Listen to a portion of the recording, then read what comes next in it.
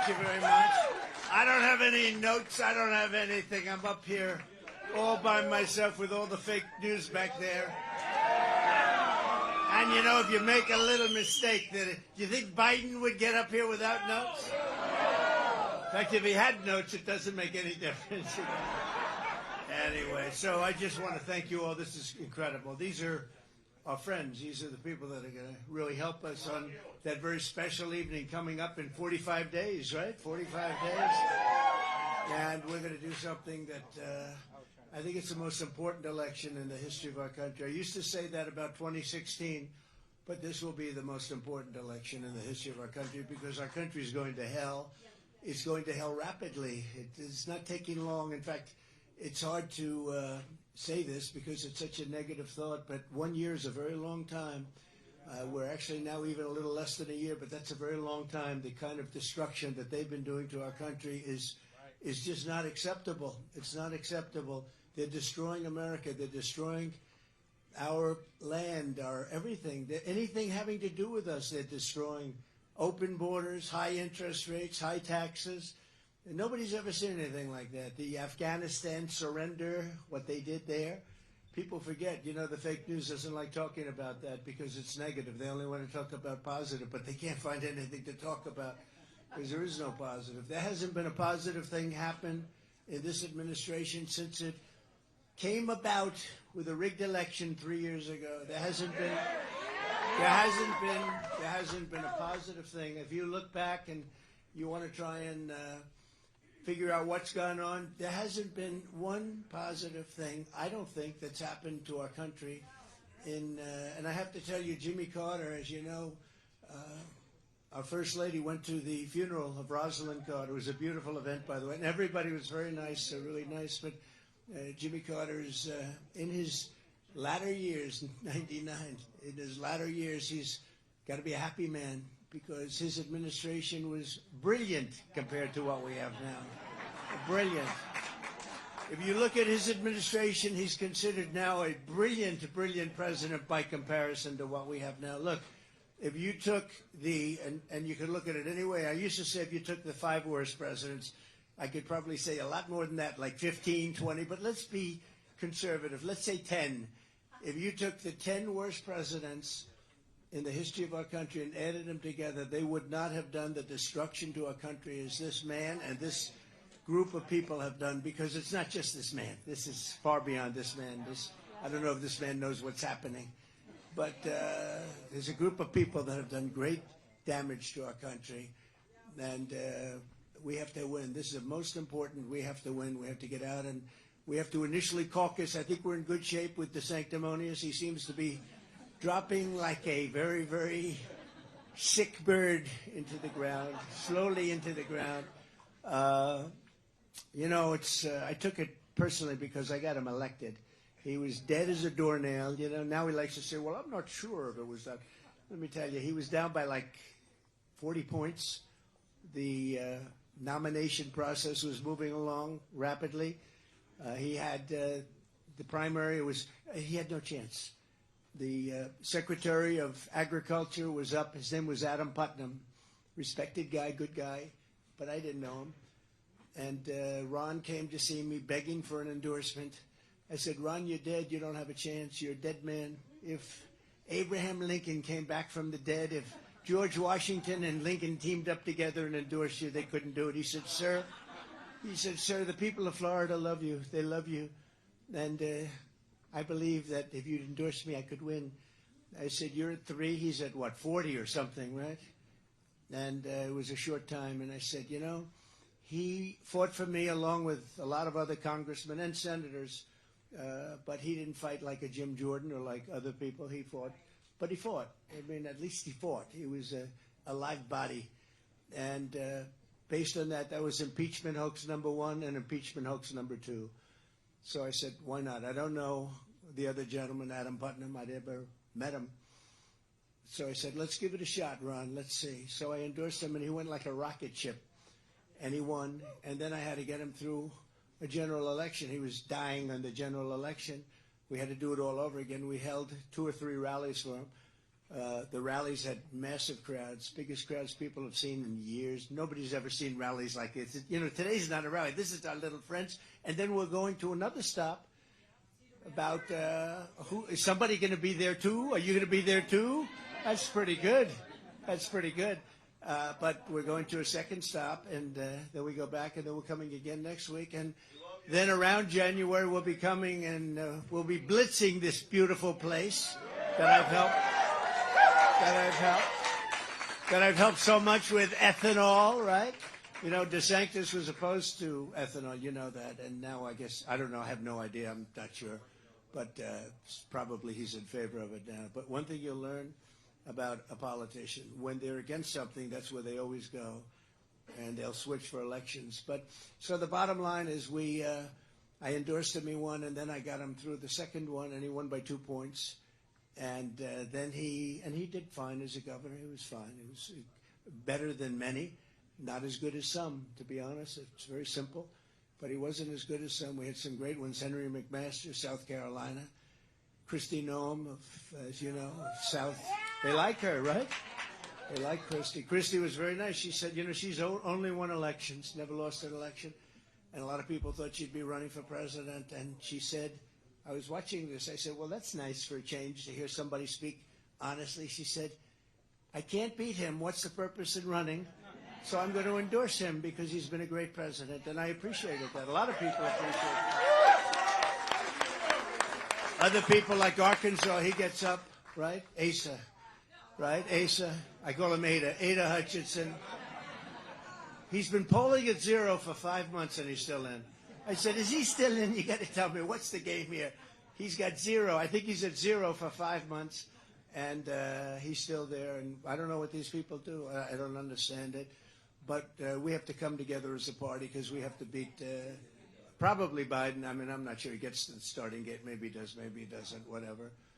But whoever it is, doesn't matter because it's going to be the same ideology. Maybe it gets even worse, and we have to do something.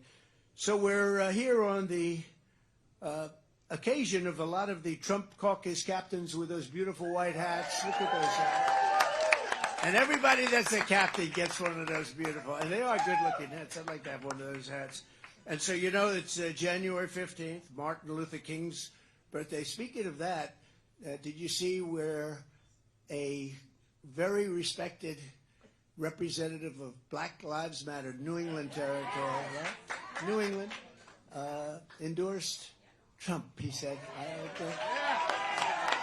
He didn't necessarily say the Republican Party, he said Trump, because what we've done in terms of opportunity zones and you know, jobs for everybody, frankly, but jobs, historically, if you look at the colleges, the black colleges and universities, I got them 10-year funding. They never had that. They'd have to come to Washington every year. We took care of their funding and a lot of other things, criminal justice reform at a very, very high level, very fair. We've got to be fair, but very, very something that everybody really, and we had tremendous conservative support, but criminal justice reform, and he came out in favor of Donald Trump, and he said, I'm going to do something that's going to surprise some people, but this guy has done more for the black population than any president, and I think he included Abraham Lincoln, but I'm not 100% sure. You know?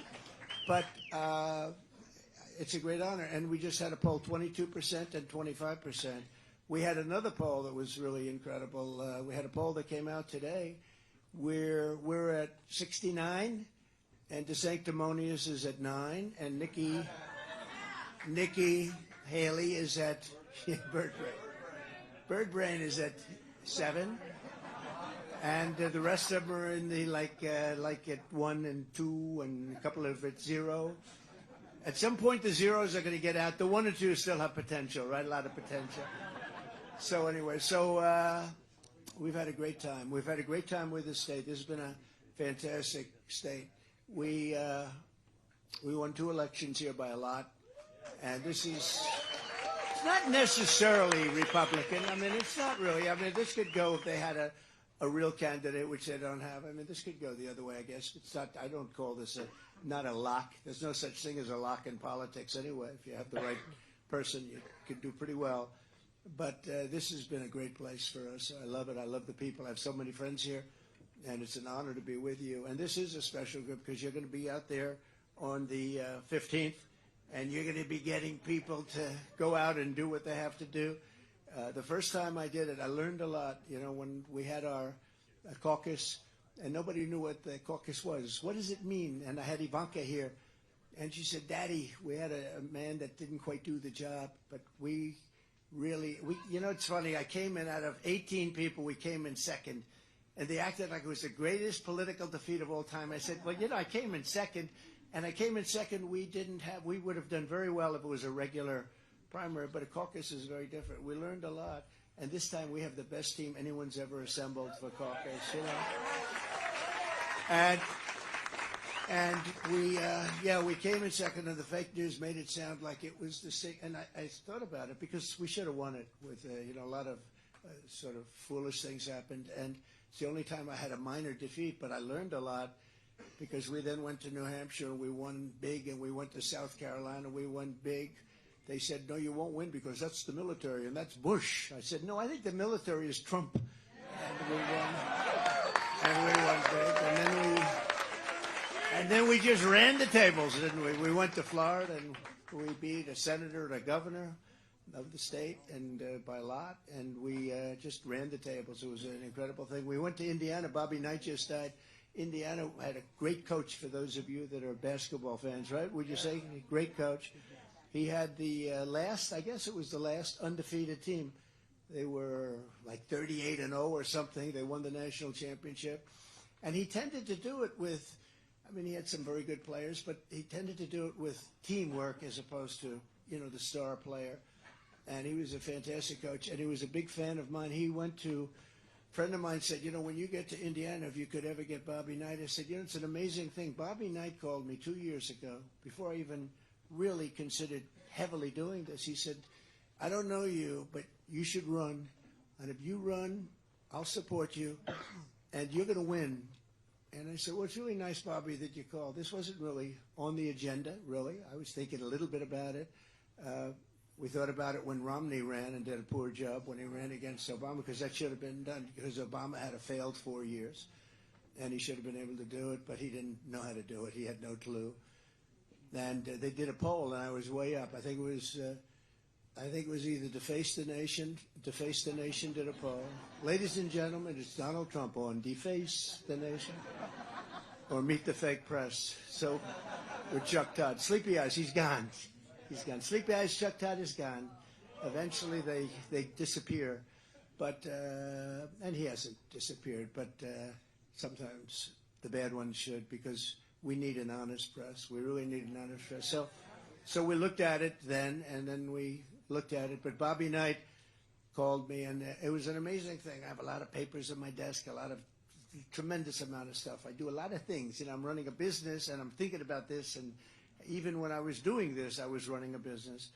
And so what happened is, giving a serious thought. So Bobby Knight called. He said, you just call me back at this number. And I had his number. I wrote it down. And I put it in. It's almost like from God. So I put it in a stack of paper that was 1.5 feet, 2 feet high on the left of my desk. And I had another stack and another. I had 3 big stacks of paper, thousands of pages. And we were now coming to Indiana. We were doing great. We were doing great here. We were doing great everywhere. But we were on the march. And I came from, you know, somebody that a lot of people said, he's just doing this for fun. I said, you call this fun? You think I'm having fun? You get indicted every week for nothing. Ladies and gentlemen, Al Capone was, you know, Al Capone got indicted once. They got me 4 times because I protested an election. I protested an election, and they indict you. These people are sick, and they're bad. But so I'm sitting at the desk, and a friend of mine's there, and he said, you know, and he knew something about Indiana. He said, you know, if you could ever get, now this was 2 years ago that Bobby called. He said, if you could ever get Bobby Knight, the great basketball coach of Indiana, great coach, rough guy though, rough, tough guy. If you could ever get him, Indiana would be guaranteed. I said, you know, it's funny that you mentioned, because 2 years ago I got a call from him, and I didn't even know if it was really him, but it was him. They said, sir, do you know a man named Bobby Knight? I said, no, but there's a coach named Bobby Knight. Maybe it's him. Well, I think that's what it is. So I picked up and I immediately recognized it. It was, Trump, this is Bobby Knight. I said, that's Bobby Knight. There's no doubt about it. But he gave me the number, and my friend said, Bobby Knight. I said, tell you, let's take a look, because I put the number over here. Now, thousands of pages. And I went like to the middle stack. It was amazing. And I just pulled up a whole pile, put it over here, and looked at the top, and there was Bobby Knight's phone number. Is that incredible? No, I mean, that's God. It's God. You're right. No, I just, with thousands, what are the odds of doing that? And it was, I'll never forget it. I'll actually never forget it. So I immediately called him, and he goes, I've been waiting for your call. He said, let's go. And we actually, we went to Indiana, and we had the big basketball arena where he was coach and had such an incredible career, actually an incredible career. They treated him a little badly when he threw the chair. He was a slightly volatile guy. He threw a chair across the arena. That chair was moving pretty fast, right? And some foolish person, they were going for a great season that turned out, once he left, that was the end of that season because he was such a great coach. But so he had a chip on his shoulder, and I think he hadn't been back. He went to Texas Tech. I think he hadn't been back there for years, did very well at Texas Tech. He's going to do well anywhere. And it's the first time he came back to Indiana. He was angry with Indiana, and he came back for me, and we did a rally, and it was an unbelievable. Everybody was crying in the audience. We had maybe 18 or 20,000 people in this incredible arena, and everybody was crying. He was even a little bit crying. He hasn't cried in a long time, but I didn't know that. It was a reunion. I was told that when I was going there. They said, it's a big deal because Bobby hasn't been back in years because of his, his feelings were hurt. And he went back and he said, this guy is the guy, and he gave a pep talk. In fact, he talked for a while, and he introduced me, and the place went crazy. And then he went off the stage. Everyone went wild, and I started speaking. And about 10 minutes later, he walks back on. I said, that's strange. What's Bobby doing? It's a big arena, and everything's very formal. And I see him walking back. And he says, do you mind if I say a few more words? I said, go ahead, Bobby. So I moved on. Not exactly the way you would imagine, but I said, whatever it may be. And he said, listen, here's the story. If we have problems, this is the only guy that's willing to bomb the hell out of the enemy. He'll bomb them at a level that nobody's ever seen before. And that's all I have to say. That's it. And he walks off. I said, man. And when he said it, I said, I think I'm going to get in big trouble for that comment.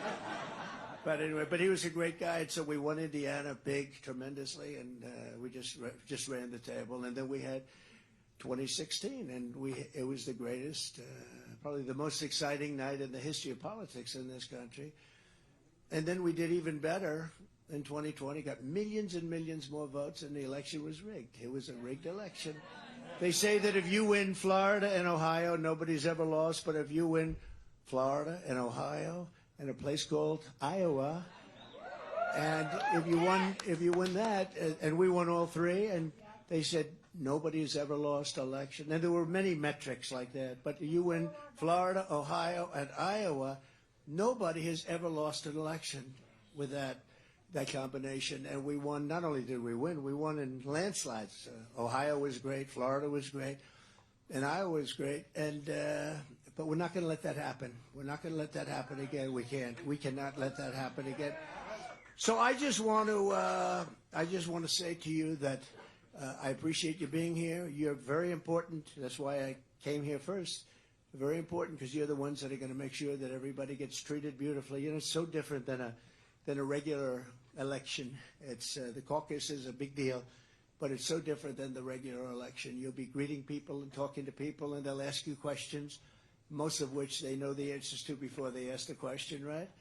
But you'll do a great job, and I think we're gonna come out and we're gonna do something that, frankly, I believe it's the most important. But I think it's going to be one of the biggest political events anywhere in the world, and we're having some of them in Argentina. As you know, you saw what happened. He ran as Trump. It was Trump. Make Argentina great again. It was perfect. MAGA. He had a MAGA agenda. because it's a conservative agenda. And it's not that we're conservative. We're common sense people. It's not a question. People say, are you conservative? Yeah. I'm of common sense. We need borders. We had the strongest border in the history of our country. Now we have the weakest border, I believe, in the history of the world. In the history of the world, because there's never been any country, a third world country, wouldn't allow people to come in. They're coming in from mental institutions. They're coming in from all over the world. They're coming in from jails and prisons. There's a slight difference between the two. One's rougher than the other. They're coming in from mental institutions, but they're coming in from insane asylums. They're dumping everybody into our country from all over the world. Last week they caught numerous people coming in from the Congo. They're coming in from Africa. They're coming in from China at large levels from China. You see 26,000 people from China, all young males, okay? So what's going on with that? 26,000 people just was reported over a short period of time. This isn't a long period of time. So what, are we building a little army in our country? And we have a guy named Biden who's grossly incompetent. He's corrupt, but he's also incompetent. And, you know, I never used to speak about him like that. But when they did the indict word, when they indicted me for bullshit, I said, now we can tell it like it has never been done in this country before. When a popular president, I got more votes than any sitting president in history by far, by millions. When a popular president who did a good job, I mean, we had, think of where we were. We were energy independent. I got the largest tax cut in history approved. I got the largest regulation cuts in history. That's why we had the best jobs. We had the greatest economy in history. I mean, think of all the things that we were doing. I defeated ISIS. Everybody said you can't defeat ISIS. I defeated ISIS in 4 weeks, right? General Raising Cane. Raising Cane. You heard about Raising Cane, right? We have real generals. We have a great military. Not the guys you see so much on television with, you know, characters.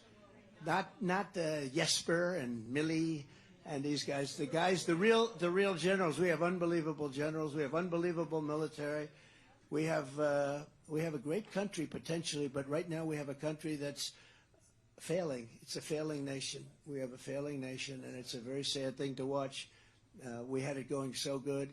If Biden would have just gone to the beach like he's been doing almost every day and left everything alone, if he would have left the border alone, Tom Homan and Brandon Judd and all of these people, we had great people, and they had the border so good. Best we've ever been in recorded history.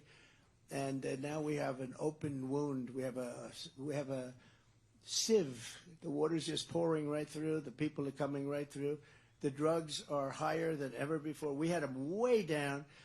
And I had a deal with President Xi of China. They were going to criminalize fentanyl. If you make fentanyl and you get caught, they're going to criminalize it. And you know what their penalty is if you get caught with drugs? Death penalty for drug dealers and for drug makers.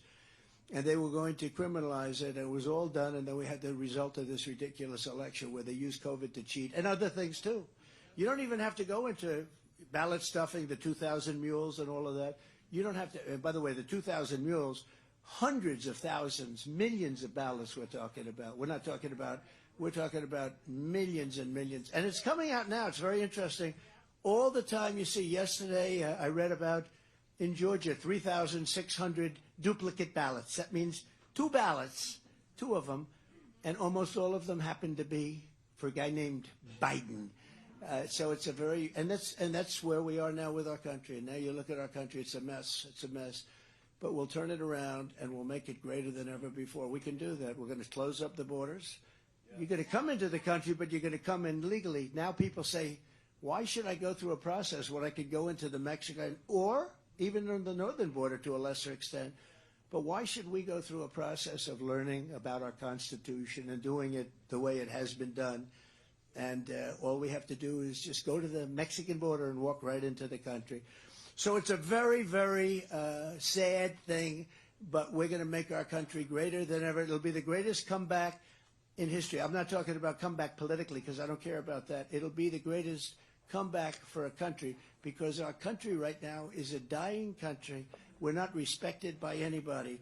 If I were elected, you wouldn't have had Ukraine, thousands, hundreds of thousands, and include Russia, all of these people that are dying fighting. They would have never been fighting.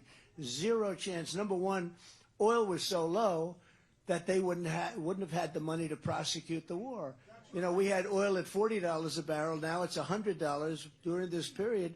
And, you know, Russia can proudly say or unproudly say that there's never been a thing like this where a country is making a lot of money by fighting a war.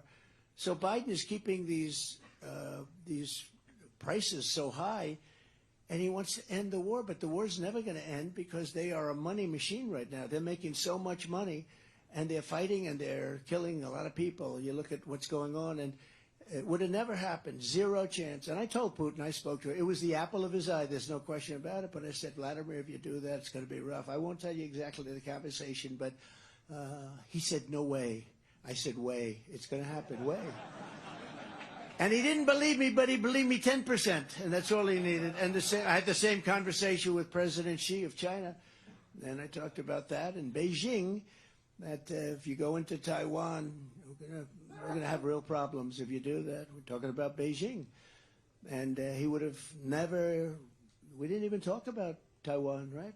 These things weren't really even discussed. When I left, I remember 28 bombers, right after I left, 28 bombers flew right over the middle of Taiwan.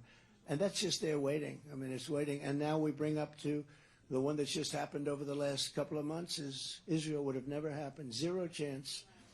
Zero chance. You had a country, Iran, which is doing all of the funding. They were broke. People weren't allowed to buy oil there because I said if you buy there, you're not going to do any business in the United States. So China wasn't buying, and India wasn't buying. Nobody was buying. And they didn't have the money to fund anything. Now they have $250 billion in the bank. 250, not including the $6 billion they got for 5 hostages. $6 billion. They released $6 billion, and the other one is pretty incredible. You read about it 2 days ago, for electric. You know, they sell electric to Iraq, and we had control over it, and they just released $10 billion for the electric. 10 billion, so they have 6 billion and 10, but that's peanuts. The big thing is the oil. And they released all of our sanctions, all of the things that we had going where we would have had a deal. I think we would have had a deal with Iran within 2 weeks of the election, had the election been an honest, not rigged election. So many bad things have happened to our country, but we're going to turn it around, and I think we can do it fast. We're going to drill, and we're going to be drilling like you have never seen before. We're going to end your mandate on cars. You know, you have cars. Here's the problem with an electric car. They don't go far. Very simple. Somebody would say, I wish I could make it more complex. Like, here's the problem. They don't go far. They cost a fortune. But they don't go far. So unless you want to go to the local store or something, you're not going to buy it. If you say, let's take a trip to, let's see, what's a nice place around? Let's go to Ohio. Let's say, let's go down to Florida. No, you'd have to make 30 stops, right? You don't want to go to Florida. Too many stops. But, you have to make all these stops. They take a long time. The whole thing is ridiculous. It's almost like, and the new one is they want to make army tanks. They want to do the army tank thing. You know about that. They want to make army tanks all electric. Do you believe? We have the greatest tanks in the world. And we do the best tanks. We do the best submarines. We do a lot of the best things. But we make the greatest army tanks. They want to make them electric. Now think of this. They have the same problem. They don't go far, right? They don't go far. So you're in the middle of the desert. You say, we're running low on electric. Do they have a charger around anybody? They're charging. The other thing, batteries are very big. They're very big, very heavy. So you'd have to have the army tank pulling a battery probably and a truck behind it. So you're pulling a battery. That wouldn't look too cool. But what do we do? So we want to have nice, clean emissions so that the country that we're blowing to hell is not hurt environmentally. Now, it's the same thing with planes. They want jet fighters. They want you to use a certain type of biofuel and it's a fuel that is 15% less efficient for the plane. So think of it. You're a pilot. You got this really incredible weapon, and now you're expected to use a plane that's 15% less. So here's the difference. 15% less in having the full. The difference is, one, you get blown out of the air and you don't have a chance. The other one is they don't have a chance against you. but they want to do that so that we protect the environment over the country that we're bombing the hell out of. Isn't it just, are these people crazy? They also want to go to all-electric boats. You know, I was in South Carolina, a really great boat company, a boat manufacturer, and I said, so what's the big problem? Well, sir, they want us to start thinking about going all-electric boats. I said, wouldn't that be very heavy? He said, heavy? The whole boat's going to be a battery. And I actually brought up a thing. I said, so if your boat sinks, do you get electrocuted when it goes down? He said, you know, nobody's ever asked that question. I said, if I'm going down in a boat and there's a shark 10 yards away or I'm going to get electrocuted, could that happen? He said it could. I said, well, you know what? If it's true, I think I'll take the electrocution because I'm not going near that shark. But they are talking about things like that. These people are crazy. These people are crazy. They want to make all electric trucks, the big 18-wheelers, the biggest trucks. And she says, wait, oh, you drive. Can you imagine? So if you go to like a Peterbilt or one of these great truck companies, and if you have a truck, big one, they can go 2,000 miles on a big tank of diesel. An electric truck, big one, will go 300 miles. So that means you're stopping 6 or 7 times. You talk about supply chain problems. You're going to stop 6 or 7 times, and the load, it's not as good, it's not as... The whole thing is a disaster. And I met with trucking companies. They say, we tell them this. A child would understand it in 5 minutes, and they wouldn't do it. We tell them this, and it has no impact. You drive a truck? I am. What kind of a truck is it? What? I drive a school bus, too. And how do you find it from the standpoint of the electric? It's ridiculous. We have 2 battery-operated school buses in Cedar Rapids. Right. They're only good for 3 years. So she has 2 buses that are operated by electric, by battery, and they're good. In other words, They're only good for 3 years. that's because the battery's no good, right? And that's about 90% of the cost. Yeah. And the other ones you can keep them going forever, right? Absolutely. We got buses from 2009. But see, at least the school bus, you know, you'll have a shorter day or shorter this and that and shorter stuff. I drove a dump truck. You couldn't do that in town. You can't do it, no. Your load. As a truck driver, you're going to be screwed out on the road. Well, no, you're going to be getting your battery charged. And this is a truck driver. You don't look like a truck driver to me, I'll tell you. That's one hell of a truck driver.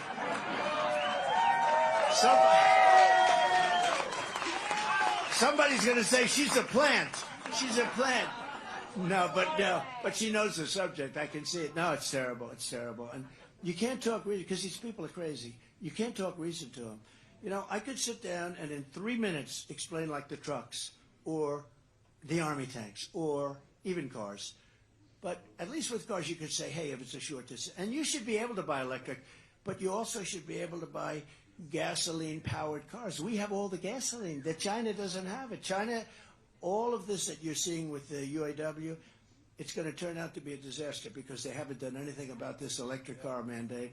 And you're not going to have any of these cars made in the United States. It's going to be a disaster for the UAW, for the people of the UAW, how they approve that contract without making a deal on that. So these are just some of the many problems. We have so many problems. One of the biggest problems is the world does not respect us anymore. They respected us 3 years ago, like at a level that I don't think they've ever respected us. And now they don't. I tell the story with Macron. I said, you're going to do that? Well, we're going to put 100% tariff on your wine and champagne. They were going to do something very bad to our country. They were going to tax our companies. And that's not fair. We have to protect our American companies. And I said, you're going to do it. And my people said, sir, there's no turning back. I mean, they're going to do it. Oh, really? I don't think they're going to do it. I said, try it again. Smart people. They came back. They said, no, they won't do it. I said, let me handle it, okay? And I called up Macron. I said, listen, you're going to do it? Yes, sir. It's already signed, sir. I'm sorry, you know. And I said, well, that's okay, but here's what we're doing. On Monday morning, we're going to put a 100% tariff on all wines and champagnes coming into the United States. You can't do that. That's not fair. What you're doing isn't fair, too. And within about 3 minutes, he said, may I call you back? This is Macron, who I like a lot, by the way, but he's for France, you know. He's not for us. He's for France. And he called me back in 5 minutes. He says, we've decided to take off the tax on American companies, right? It took me 4 minutes, and I was told by my geniuses you couldn't do it. They worked on it for months. So anyway, that's the way it goes. But I just want you to say it. What? Iowa people! We want Iowa people. We want, well, you know, with your governor, we had I got along with her very well. No, I got along with her very well. I mean, you know, I helped her a lot because I took, as you know, a great governor, Terry Branstad, and I made him the ambassador to China. He told me an amazing story, and this is why, you know, long before I was in Iowa making the speech, and he said, could you ease up in China a little bit? I said, why? He said, because I'm very friendly with the president of China. I said, how would you know the president of China? He said, when I was selling corn, he was the buyer. He was representing, and he came home like 40 years ago. He told me the story. It was amazing. And I remembered, and I said, how would you like to be ambassador to China, right? But I said, Terry, let me ask you, why would you know him? He said, because we got to be friendly. He was a buyer of corn. And, you know, Terry was a very successful seller for the state. And I remember the story, and it was pretty amazing. And he said to me that he went back home and he told his wife, he said, I met the most capable person, and I believe he's going to be a president of China someday. That was 40 years before. And lo and behold, so when I became president, I took him out. I said, you just set the record. You know, he's the longest serving governor in the history of the country, not just of the state, but of all states, 24 years or something like that.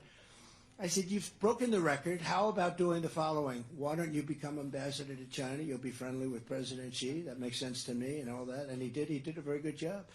But because of that, Kim Reynolds was the lieutenant governor. She became governor, and that was fine with me. Then an election was coming up. And generally speaking, when people get put into a position like that, they lose in politics for whatever reason.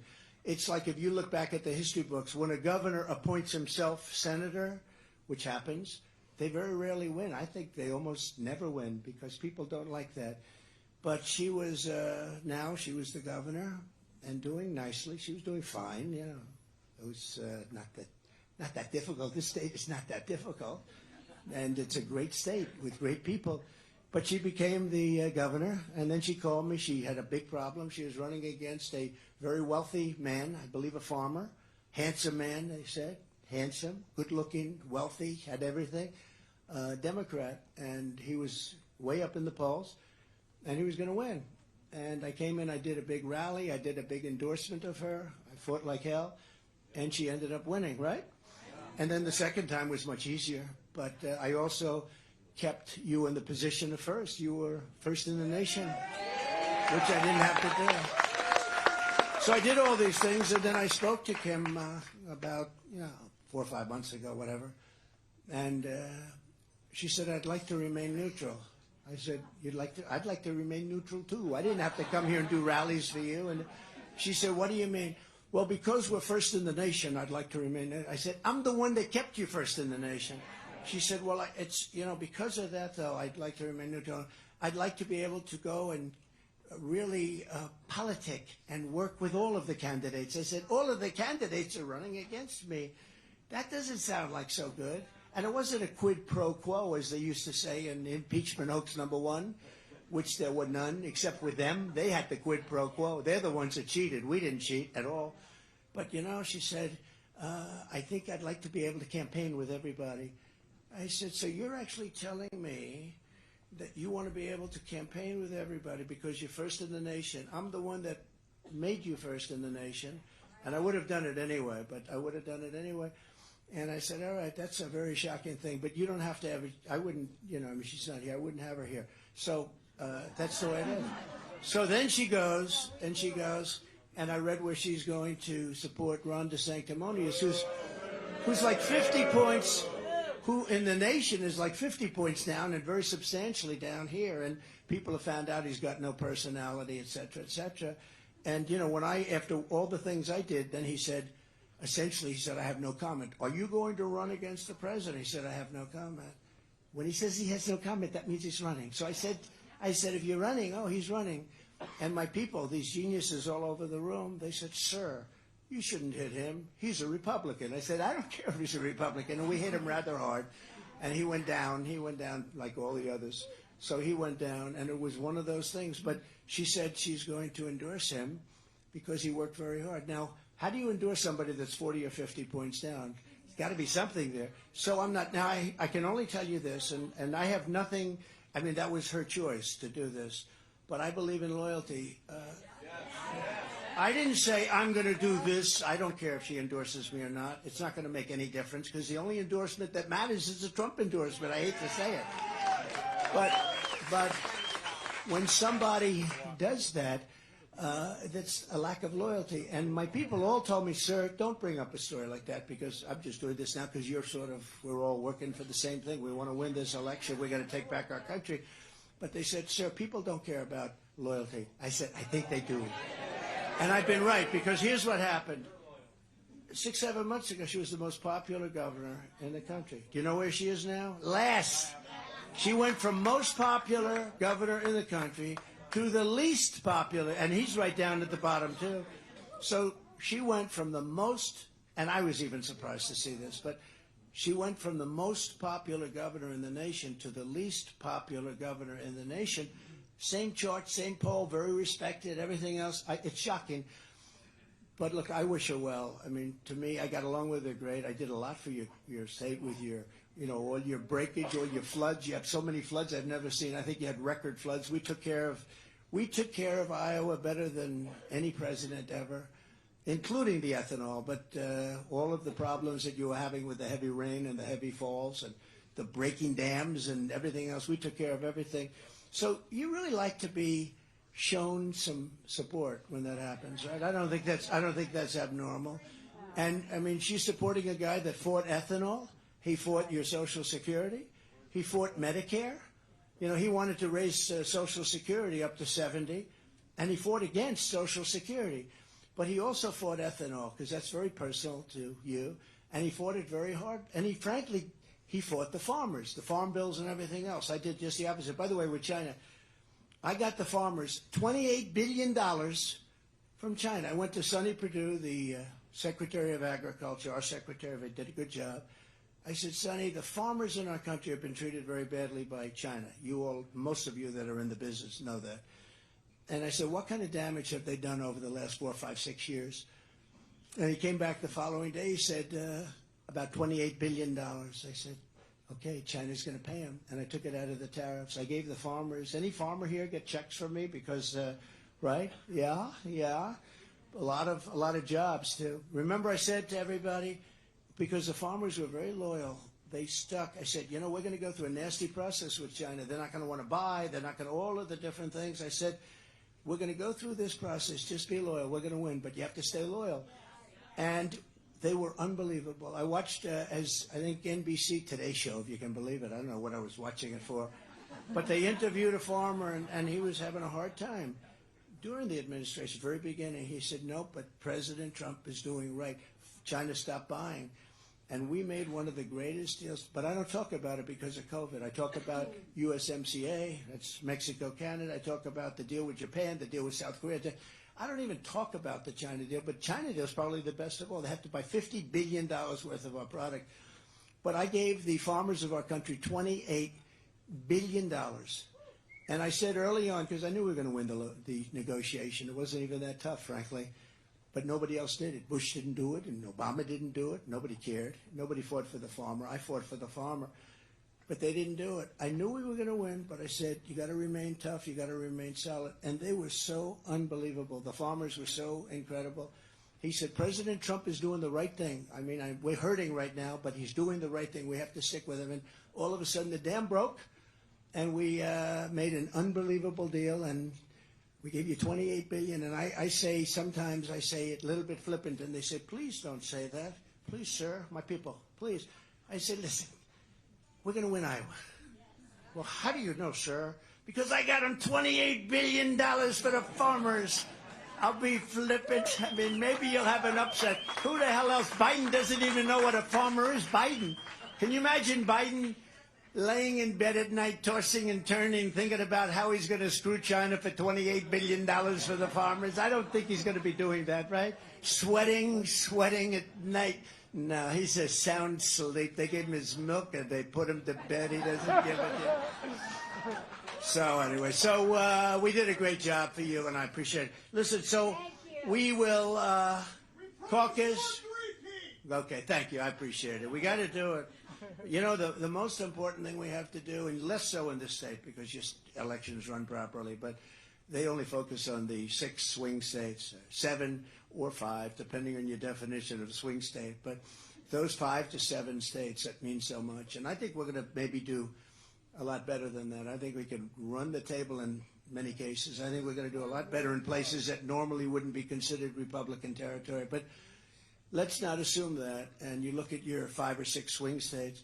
I think that that's the only thing I ask, is that I ask those states in particular, less so you, but those states in particular, to guard the vote. I use the term guard the vote because we have all the votes we need. We're going to have, I was in Florida yesterday. We're driving about 10 miles to a location for a meeting, and every house had Trump 2024 on it. We have all the votes we need. What we have to do is guard the vote. We don't need, we have found, 1 million votes someplace. When I was watching Pennsylvania, it was so sad to see. We had that state, we were up by, I think, 700,000 votes with 73% of the vote, and all of a sudden it was tied. And it was so terrible what happened. You take a look at the states. So we have it all documented, too. I hope, one of the great things about these, if the judge allows us, the judges, that somebody's got to allow this thing to be prosecuted. We want to show how we won the election, not for purposes of, what we want to do is we want to win this one that's coming up, because it's a lot simpler. Think to the future. But you have to learn from history. If you don't learn from history, you're a fool. And we have to learn from history. So I hope that that's going to happen, because we have so much evidence. We have and everybody knows it, and they know it. The one thing they don't want to talk about is the election. They don't want to talk because they're guilty as hell. They cheated like hell. They know it. And you'll never find out all the ways. But we don't need all the ways, because, it was, I think, 22,000 votes separated it. And we have millions and millions of votes. It's a very sad thing. So the most important part of what's coming up is to guard the vote. And you should go into Detroit, and you should go into Philadelphia, and you should go into some of these places, Atlanta, and you should go into some of these places, and we got to watch those votes when they come in, when they're being, shoved around in wheelbarrows and dumped on the floor, and everyone's saying, what's going on? We're like a third world nation, and we can't let it happen. So I really appreciate it. Caucus captains with all those beautiful hats, and anybody that becomes a caucus, we give it to the people that are the captains. But I think we're going to have a phenomenal night. So it's 7 p.m. on Monday, January 15th, Martin Luther King Day. And I really appreciate that. And I'm very glad they didn't give me any notes, because if I did, I would have been reading. I would have been saying, thank you, here's Biden. Thank you. I saw something the other day that was incredible. He's taking questions. And again, I wouldn't talk this way, but he indicted me. Can you imagine? I got indicted. I'd never heard. The Wharton School of Finance, they didn't have a subject on you get indicted. It wasn't like something you think about, right? My father, my mother and father, they're looking down. My son got indicted more than Alphonse Capone. Don't forget, Al Capone was the toughest, meanest guy. If you had dinner with him, and if he smiled the wrong way, where he thought you were maybe smiling about him or mocking him, you were dead. You're a dead person. Scarface, you ever hear? Al Capone, Scarface. That was where the movie came from. He had a scar from here to here, and he didn't get that scar from playing tiddlywinks. Do we agree? He got indicted 1 time. I got indicted 4 times for nothing, And, I think one of the reasons our polls are so high, I think they're 25, 30, 40% higher than they might have been. One of the reasons is because of that, because people get it. They don't like to see it. They've weaponized the Justice Department against Republicans, against me, against churches, against parents. Against parents in favor of school boards that are run horribly. So I think what they did was a big mistake. I know that they had 2 other options, and they said, don't do it again. They're going to indict him into the White House. Don't do it again.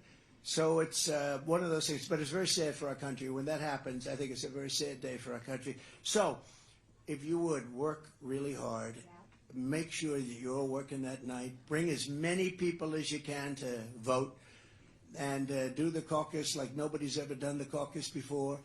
And we're going to win that, but we have to win the other. And I think that sends a really good signal. The more we win, they're going to see that signal for the November election, and we have to win. The one way you do win is you swamp them.